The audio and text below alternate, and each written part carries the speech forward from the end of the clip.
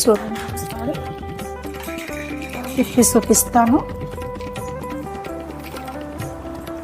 చూడండి అంత ఎంత బాగా వచ్చేసిందో, కలర్ఫుల్గా గుమగుమలాడుతుంది. ఒక 5 నిమిషాల్లో మనం సర్వ్ చేసుకోవచ్చు. మనకు రెడీ అయిపోయింది. ఇంకా అంత దగ్గర పడింది కదా, గ్యాస్ కట్టేసుకొని మనం రైస్ పెట్టుకొని చూద్దాం.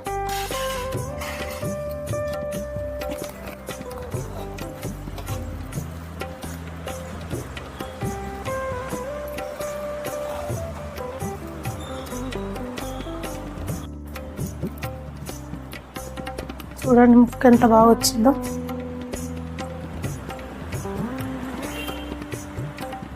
ఎరగకుండా ఉండాలంటే ఇలా చేసుకోవాలి. చూడు ముక్క ఎలా ఉందో. మేము యాక్చువల్గా